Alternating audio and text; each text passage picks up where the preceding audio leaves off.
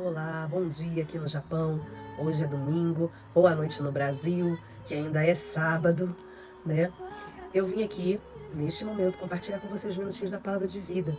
Deus tem queimado meu coração para falar sobre um versículo ao qual eu amo muito.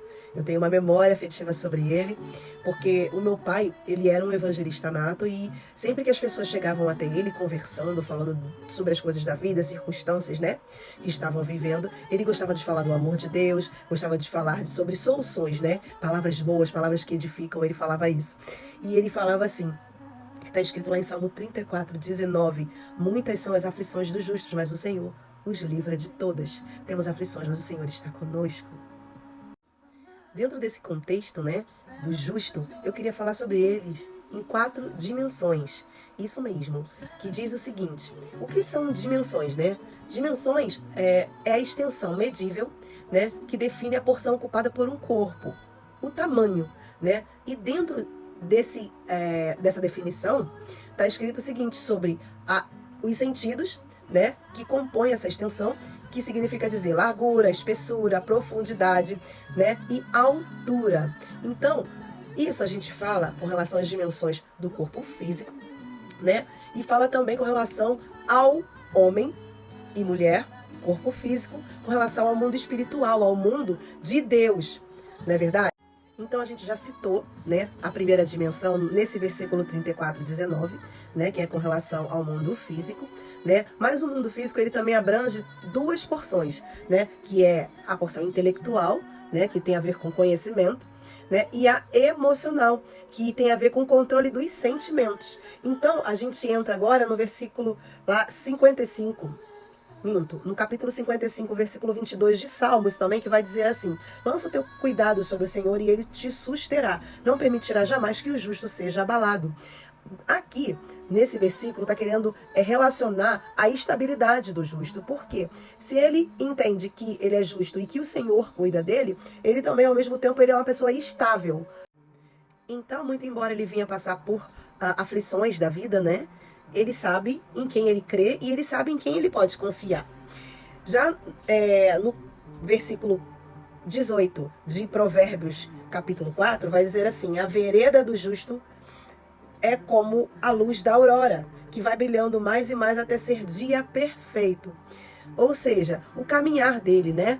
A vida, no geral, dele, ele é uma pessoa honesta, é uma pessoa que cumpre as suas palavras, ele é uma pessoa que também, ele se preocupa com o outro, né? E aqui a gente entra em outras 2 porções, né? Que é a porção, no caso, englobada na porção social, né? Do indivíduo, a gente entende que é a relação dele com o exterior, diz que, na verdade, tudo que ele vive, né? Com o exterior, assim, que eu digo, quer dizer que, por exemplo, a falta de amor, a falta de compreensão, alguma situação mesmo que ele venha viver com tanto do dia a dia, corriqueira, né? Quanto com uma outra pessoa ou com relação a amigos ou, enfim, no contexto, né, geral de pessoas, né, na socialização, ele vai lidar de uma forma mais intuitiva, eu digo, com tudo que ele for viver, experimentando em perguntar, né?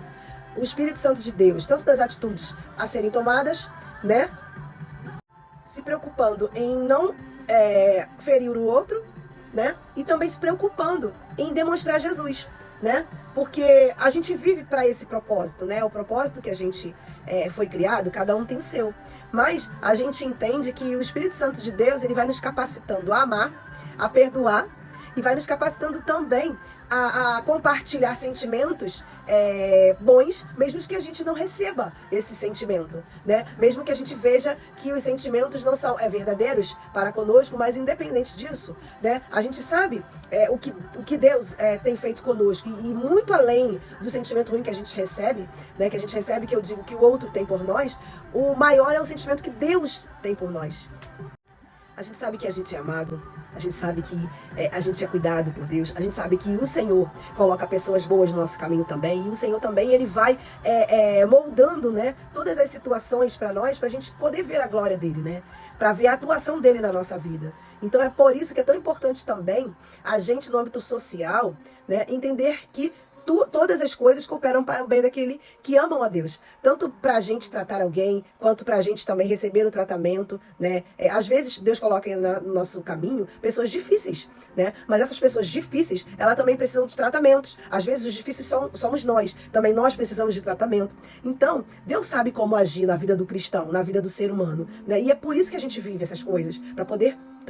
O outro versículo, né, e o último versículo, está lá em Provérbios, né, também 18, né, versículo 10, que diz assim: Torre forte é o nome do Senhor, a ela correrá o justo e estará em alto refúgio, né? Aqui está querendo indicar a proteção do justo. Então, as 4 dimensões são as aflições dos justos, né, a estabilidade do justo, a vereda do justo, né, e a proteção do justo. O Senhor, ele nos garante, né, que a gente terá uma vida plena na sua presença. Querendo dizer que mesmo que a gente tenha problemas, que a gente tenha adversidades, tudo aquilo que ele nos proporciona viver é para o tratamento, para um novo tempo, para a gente ser melhor e também para a gente aprender a tratar o outro. Não é verdade? Kant vai falar o seguinte, que ele chamou de espiritual a nossa relação com Deus de algo transcendental, vai além do nosso entendimento.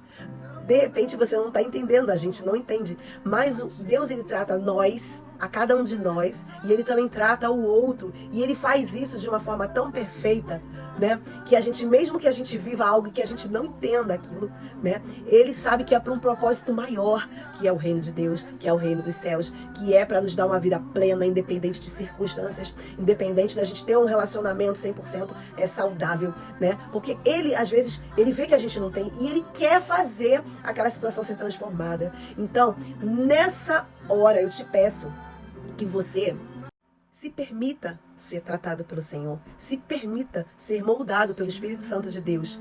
Não é fácil, não é fácil, é doloroso porque a gente às vezes vê algo, né, e a gente não pode agir pelas nossas próprias mãos.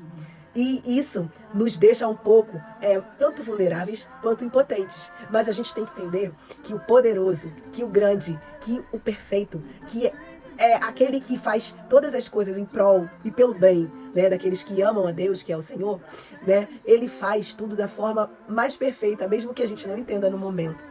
Então, nessa manhã, aqui no Japão de domingo, na noite de sábado no Brasil, que o Espírito Santo de Deus possa tratar você.